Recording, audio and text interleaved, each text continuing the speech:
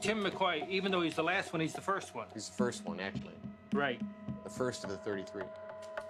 Tim McCoy was the first one. In March 1980, John Wayne Gacy Jr. was convicted of killing 33 young men and boys in Norwood Park Township, Illinois, making him one of the most prolific serial killers in U.S. history at the time. His killings began with Tim McCoy, one of the few out-of-state victims Gacy had and the only one that was stabbed to death.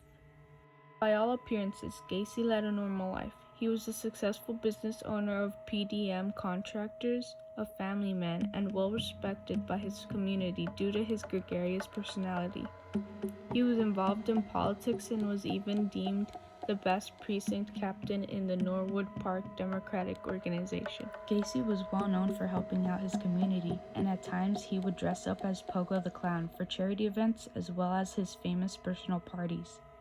He had an affinity for wearing clown makeup and claimed that it relaxed him. To any passing citizen, John Gacy looked like your everyday, average Illinois man, but behind that facade was a blatant killer and a violator of young men. Placed into the river. Just opened up the trunk and dumped them in. He killed a total of 33 young men and boys and went undetected for 6 years. These are a few of the things he confessed to. And he was buried by me in the crawl space. That's the only knowledge that I have of it. What was the circumstances of that?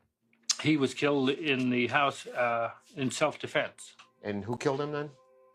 I stabbed him. I think I stabbed him in the chest 4 or 5 times. I think after the first or second stabbing, all you could hear was the gargling of blood in his lungs or something. I don't know. And we had drank and we had smoked and stuff. And we were talking about sex. And he agreed to get into it, because we got into it right in the living room. Mutual? Not at first. I believe I did kill him. I think he was strangled. He put the handcuffs on himself. Then I, of course, found further on him getting blown. And he didn't like the idea. And then he was scared that he was going to get killed. How was he killed? Strangulation. The rope trick. The rope trick is not... the way I've described the rope trick is it's nothing more than a tourniquet. And I had explained it to them. I even demonstrated it to them. It would cut off the air. So if you're going to kill somebody, you just put it on their neck and twist it 3 times or 4 times or whatever until the person stopped moving. His clandestine life came to an end when the Des Plaines Police Department enacted a warrant to look for a missing boy named Robert Peace. Here they found 29 young men and boys buried under the crawl space in his suburban Chicago house. After interrogating him, they also discovered 4 more bodies at a local river, a place where Gacy discarded the bodies after he claimed there was no more room left under his house. For his crimes against the youth, his deceitful demeanor, and his attempts at vindicating himself, I give John Wayne Gacy Jr. a C for cunning.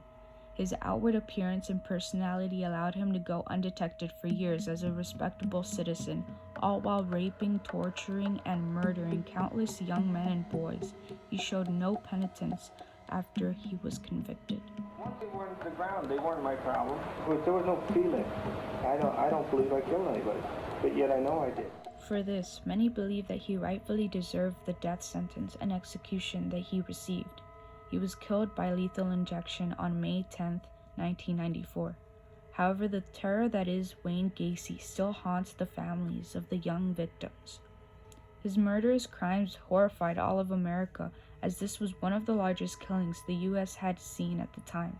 As of today, there are still 5 unidentified victims. Films like Netflix's Conversations with a Killer, the John Wayne Gacy tapes, reach out to the public and capture the audience's attention toward the ghastly crimes that took place.